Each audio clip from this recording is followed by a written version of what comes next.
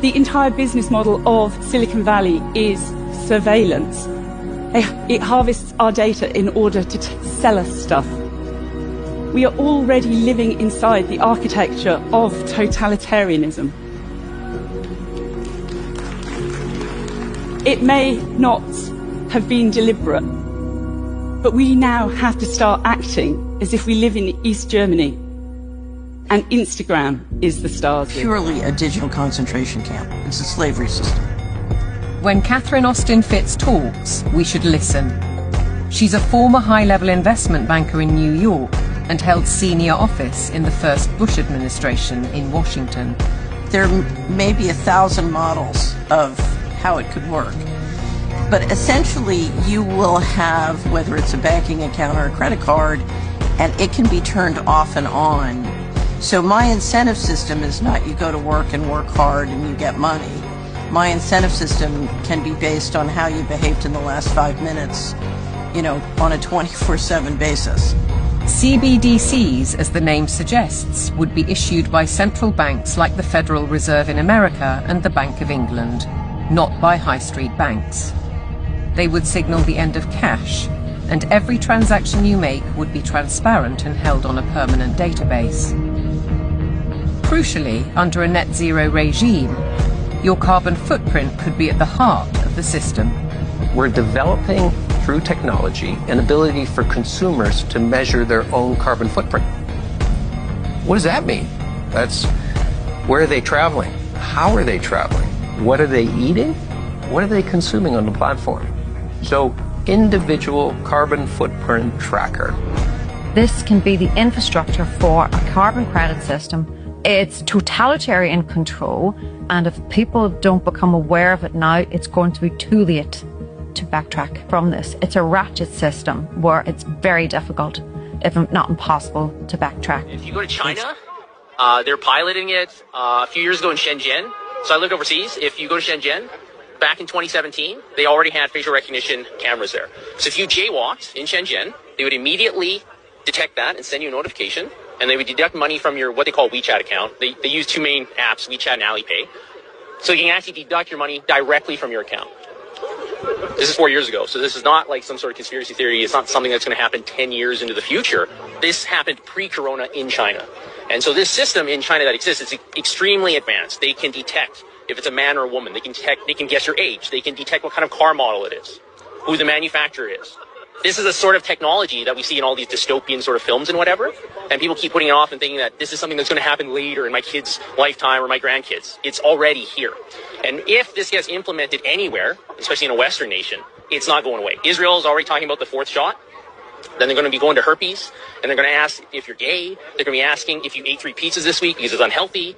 If you buy certain books from certain countries, your country doesn't like you. You'll lose points in the social credit score system. So this is already the reality of the world in certain places, and we need to be aware of that if we don't want that or if we do. And to be perfectly honest, anybody who wants this vaccine passport, it's a misnomer. It's total control. Everything you do or don't do will be calculated. To the point where if they can detect your GPS signal, if you have a phone on you, they can detect who you're hanging out with. Oh, you're hanging out with somebody that said something bad 9 years ago on Weibo, okay, like a Chinese equivalent to Facebook or something like that, right? Oh, you lose 2 points. Oh, you bought Japanese books, you lose 5 points because you don't like Japan. This is what is going to come here because it's already there. And we're doing that a little bit with contact tracing for COVID, aren't we? So that they can see where you're at and who you're with. The simple reality is that the technology that CSIS has and all these big tech corporations, they already know where you are. It's just that they don't want to shock the system too much and admit that they have it. Edward Snowden revealed all this back in 2013. He fled to Hong Kong. They wouldn't keep him there, so now he's in Russia. Yeah. But the NSA has all of your information. They know your Google searches from like February 9th, 2004 in a bunker in Colorado. Help me, Rhonda. Right. They have all this information. So, but they don't, like in the US, they have the Fourth Amendment. They're not supposed to track you forever. This is Revelation chapter 13 and verse 16. And he causeth all, both small and great, rich and poor, free and bond, to receive a mark in their right hand or in their foreheads, and that no man might buy or sell, save he that had the mark, or the name of the beast, or the number of his name. All right, I want to go into a lesson, and I want to start off by giving all praise, honor, and glory to Yahweh, Bahashem, Yahweh Shai, Bahashem, Rakah, Quadash. Double honors to the apostles and the elders of Great Millstone, who are the elders of Yasha Allah, and a sincere salutation to all you Akim, who are preaching this word and believing this word, and to the Akwat who are believing this word in all truth and in sincerity. All right, and what you saw was a series of clips highlighting this digital system. All right, and I want to go into how it relates to prophecy. For those who don't know, the MOTB, or the mark of the beast, is the RFID implant. All right, and at a certain point, it is going to be made mandatory, and you won't be able to buy or sell without it. All right, and the Lord told us about this before anyone else.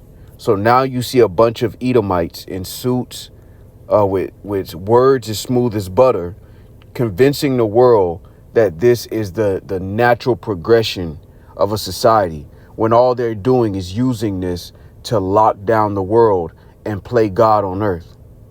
All right, let's go here, because the Lord told us first. All right, this is Isaiah 46:9. Remember the former things of old, for I am power and there is none else. I am power and there is none like me, declaring the end from the beginning, and from ancient times the things that are not yet done, saying, my counsel shall stand, and I will do all my pleasure. So the Lord warned us about this system before it even manifested on earth. And what the world fails to understand, because they've been deceived, is that the so-called white man, beginning with their elites, have a God complex. You know, they started off, when you look at the so-called white man coming into power, all right, he first used Christianity and whitewashed it so that the world would view him as close relation to God, if not God himself. And it became useful until it wasn't. And then they got rid of that, and you saw the advent of the evolution doctrine, the theory of evolution, all right, with Darwin, where they created and sowed doubt in the minds of the people that there was even a God that existed in general. And now we're coming into that final stage where they're going to use the digital technological medium to play God on earth. And this is what you see. All right, this is why, even though China, you know, on paper, they're against the West, you know, they're implementing this system really at a faster rate than the West, because this is a global phenomenon. The elites of the so-called white man are transnational, meaning they're not loyal to any state. They're not loyal to America. They're not loyal to London. They're loyal to their own agenda. And this is why you see a central bank in countries that are on paper at war with each other, because this is where the world is headed. This is why you're seeing more censorship in Babylon the Great, which is America, a country that was founded upon the freedom of speech and the freedom of religion. All right, now I want to go here. This is 2 Thessalonians 2:3, and it reads, let no man deceive you by any means, for that day shall not come, except there come a falling away first, and that man of sin be revealed, the son of perdition, who opposeth and exalteth himself above all that is called God, or that is worshipped, so that he as God sitteth in the temple of God, showing himself that he is God. And he's using technology to bring this into fruition. And if you think about this angle that Esau, Edom, the so-called white man, beginning with their elites, are using, if they can insert a device inside of the human body and control people through that medium, nobody can speak against him. All right, nobody has the ability to say, I don't want to do this, or I don't agree with him, or the so-called white man is the devil, because he can cut off your livelihood. At that point, you don't have that's why, let's go back to Revelation 13 chapter. This is why he's trying to roll it out by calling it peace and safety and progression and convenience. But really, it's his means of control. And once this is set up, he can play God. He can take the mask off and be the devil. All right, real quick, this Revelation 13. And I want to get this precept. There's Revelation 13:15. And he had power to give life unto the image of the beast, that the image of the beast should both speak and cause that as many as would not worship the image of the beast should be killed. Now, when you think about how this is the revived Roman Empire, the world has wondered after the beast, meaning the world has adopted the same customs and culture in a lot of places, in a lot of ways, all across the planet. China is a perfect example of that. You know, while they're against America on paper, they're using the same strategy as America and the West, which is the revived Roman Empire. So everybody's wondering after the beast, even the so-called enemies of America. All right, real quick, the 2nd Esdras 15 and 46. And it reads, "And thou, Asia, that art partaker of the hope of Babylon, and art the glory of her person, woe be unto thee, thou wretch, because thou hast made thyself like unto her, and hast decked thy daughters in whoredom, that they might please and glory in thy lovers, which have always desired to commit whoredom with thee. Thou hast followed her that is hated in all her works and inventions. Therefore saith the Most High, I will send plagues upon thee, widowhood, poverty, famine, sword, and pestilence, to waste thy houses with destruction and death. And the glory of thy power shall be dried up as a flower. The heat shall arise that is sent over thee." Because again, Asia, all right, when you deal with China, Japan, they've adopted the same hope of Babylon, which is creating a technological grid that they can control their population with strict regulations. And they're already doing it when you look at China.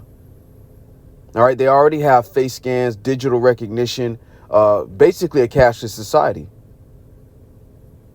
And this is where the world is headed. All right, this is where the world is headed. And this is why you see these, the new oligarchs, if you will, which is Silicon Valley, they're in cahoots with Trump. Because again, this is a global effort. This isn't just secluded to Babylon the Great, which is America. This is a temptation that's going to cover the entire world. And if you're not included in the system, you shall be killed. Now, when you go into the word killed, it can mean physically killed. All right. But I also want to point out this as well. All right. When you go into the Greek word for killed, it's apokteno. All right. It says to kill in any way, whatever, under outline of biblical usage. When you go to the root, it says of separation. So they don't have to physically kill you. If you think about it this way, if you didn't have your debit card, if you didn't have your credit card, you're locked out of a lot of places, because a lot of places at this point don't accept cash. And just think about that as a very small example. Now imagine everything being technological, everything being locked into a grid. At that point, they don't even have to point you out. By default, you are of separation. You are separated from the system. And this is what the Lord warned us about. All right, that's why the Lord said this is the time of Jacob's trouble, but he shall be saved out of it. This is what the Lord was warning us about. Not to take that chip. Because once you do, it's over. That is checkmate. All right, matter of fact, let's get this. This is Revelation chapter 14 and 9. And it reads, "And the third angel followed them, saying with a loud voice, If any man worship the beast and his image, and receive his mark in his forehead or in his hand, the same shall drink of the wine of the wrath of the Most High, which is poured out without mixture into the cup of his indignation. And he shall be tormented with fire and brimstone in the presence of the holy angels and in the presence of the Lamb." So there's a judgment for accepting that chip. All right. Not to mention the fact that once people accept that chip, you're completely controlled by the so-called white man. And if necessary, he can hack your device. He can hack your body. And this is his way of trying to compromise the temple of the Heavenly Father. All right. It started off with destroying the physical temple. But we know our bodies as Israelites, we are the temple of Yahweh Shema Shai. So instead of trying to brainwash our people, the next stage is to basically invade their vessel.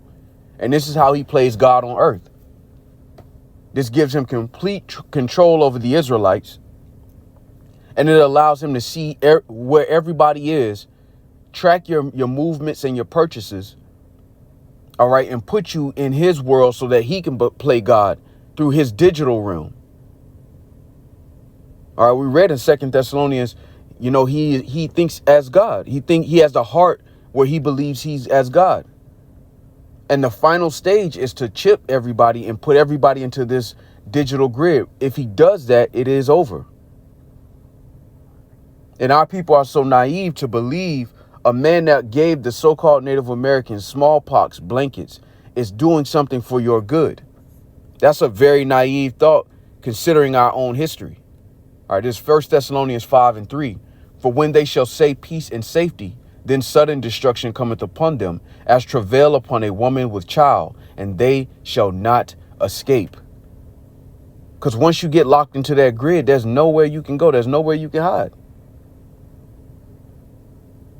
And the Lord warned us about this. The scriptures talk about this being a time where the whole world is going to be tried. So it's not just Babylon the Great, which is America. This is going to be a global phenomenon. And that's why you see it happening in places like China already. India. It's not just the so-called first world. Countries in Africa are trying this. Because again, the elites of the so-called white men are not loyal to any particular country. They're loyal to their agenda. And that's why this is going to try the world. All right, this is Revelation 3:10. Because thou hast kept the word of my patience, I also will keep thee from the hour of temptation, which shall come upon all the world to try them that dwell upon the earth. Behold, I come quickly. Hold that fast which thou hast, that no man take thy crown. All right, and that's where our hope rests. Our hope rests in the Lord's ability to save us from this. All right, because the Lord is not a power that he should lie. He said what he said and he meant what he said. So that gives us great hope in the midst of an adversity that we've never seen before. Our back is against the wall, yet the Lord said he would save us.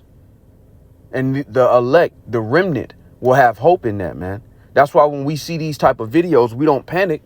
We don't go to the stores and buy pounds of rice, because we have faith that Yahweh Shema shall pull us through. Because again, there's no way to escape this. There's no preparation that you can do to prepare for what's about to happen on the planet.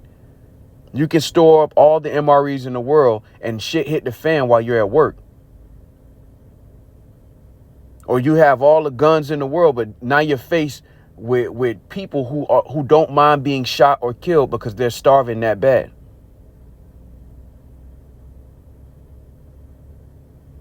Money can't deliver from this judgment. All right. And that's the beauty of this, because the world is trying to escape the judgment of the Lord. And that's what the Lord is doing. He's using Esau, Edom, the so-called white man, and his attempt to control the earth and be a god on earth. The Lord is using that as a major vessel for judgment. The pressure he's going to put on this society, a lot of people are going to get judged in the midst of that.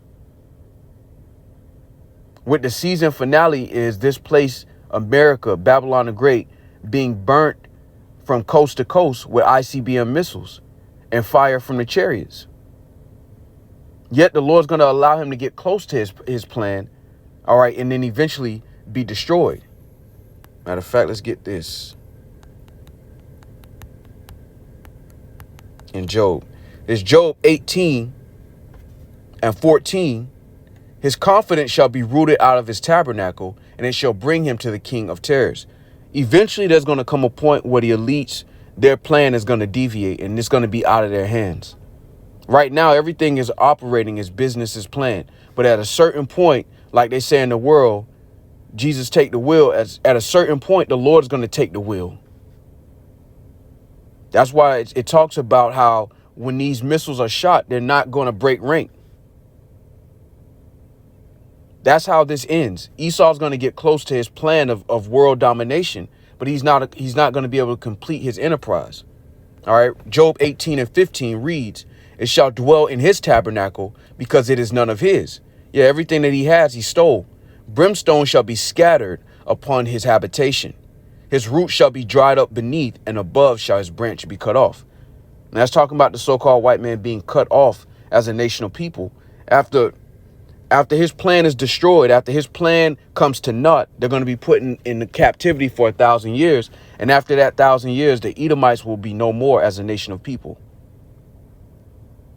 But we're in the midst of a very important and prophetic time.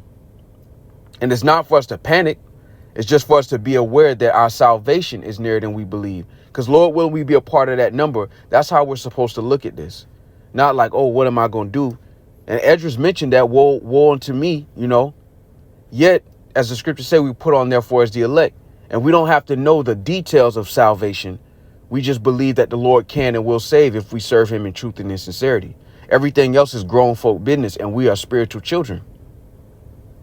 All right, so Lord willing, this was edifying. With that, I want to give all praise, honor, and glory to Yahweh, Bahashem, Yahweh Shai, Bahashem, Rakah Quadash. Double honors to the apostles and the elders of Great Millstone, who are the elders of Yasha Allah, and a sincere salutation to all you Akim, who are preaching this word and believing this word, and to the Akwath, who are believing this word in all truth and in sincerity.